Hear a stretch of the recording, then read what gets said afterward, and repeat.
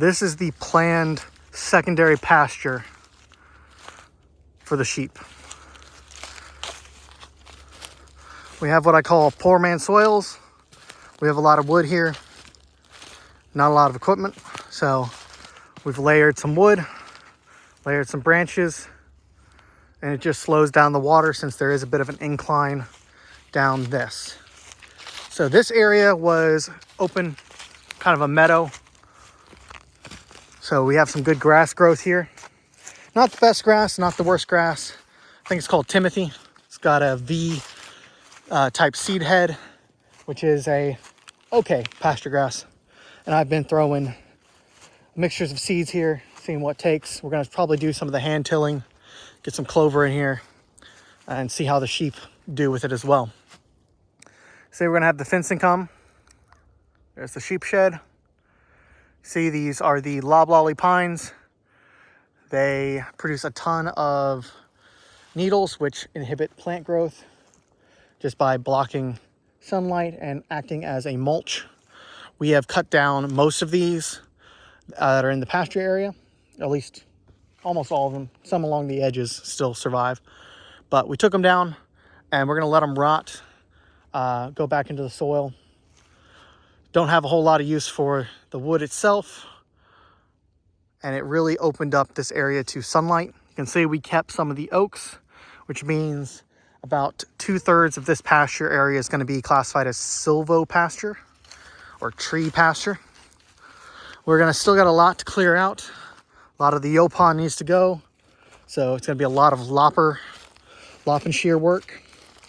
We have a ton of brambles, these kind of vines. So a lot of hand work. Still have a little bit of clearing to do so that we can run fencing. So like this area needs to be cleared more so I can do fencing through here.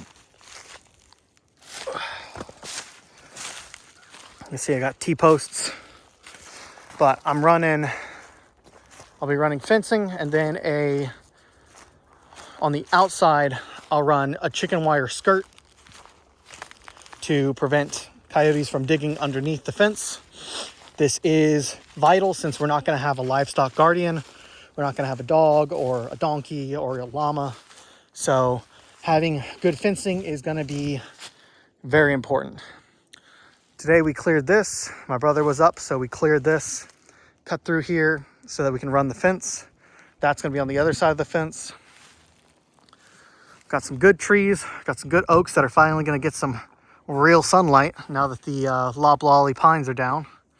So those should expand in growth, put on a bunch of leaves, but still provide a lot more sunlight to this area than it had previously. You can see the pine needles really limit grass growth.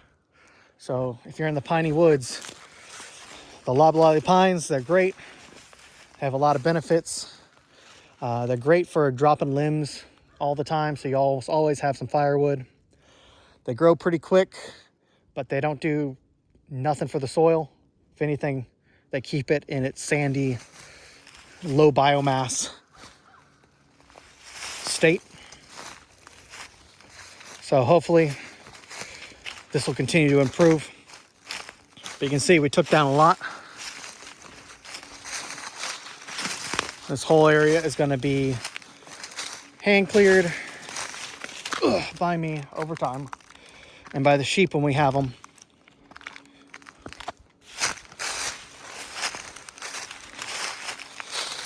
I think these are ash.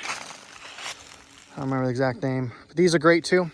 They produce a small leaf that falls in the winter. It's great for composting because it breaks down really easy. Tried to keep some of these up and around. Should have looked up their name before I talked about them. We can see a lot of down trees, but they'll break down, and I'll be chainsawing off the branches to help that out. Got a lot of yaupon. Gonna have to be clearing that as well. But you can see Just, you got a mat of pine needles, and then it's basically just sand. Go about 1.5 feet down, you hit some red clay, and that's basically our entire property. So getting grass growing, getting oak leaves and ash leaves, getting this rotten wood go a long way to trying to revitalize some of the dirt, put some biomass in the soil, seed it with clover, chicory, radishes, daikon radish, turnips. It's another area where we're gonna have to clear to fence, because the fence needs to go right along here.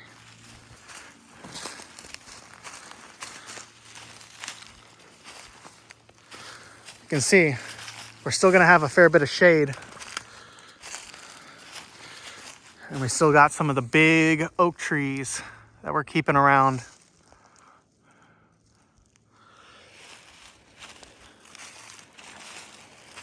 You can see even under the oaks, it's mostly just pine needle, a little bit of leaves, and the sand. I'm really looking forward to seeing what spring brings, because we cleared most of this late summer, fall, late winter.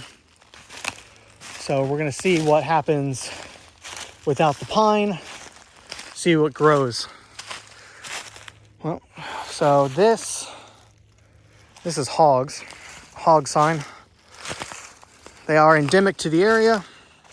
We've got a trap, so we'll hopefully be having some pork in the future.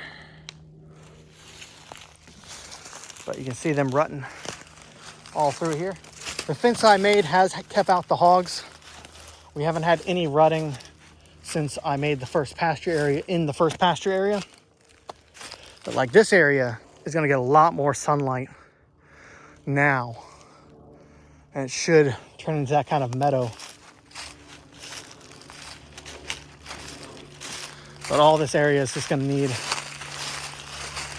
some work, and I'm gonna have a fair bit of hang clearing ahead of me.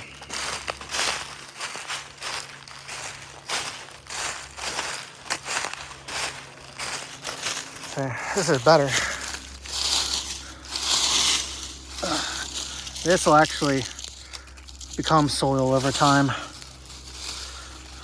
And heck, you can even see this is under 2 of the oaks. Still mostly sand, but with no new pine needles coming down, hopefully this will build up along with the grasses, along with the sheep. We should actually turn this into something that can actually be classified as good pasture.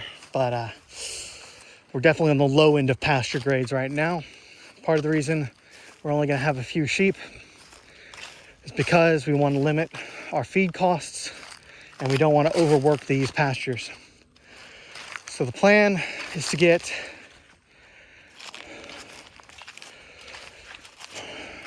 probably 4 sheep, 3 ewes, 1 male,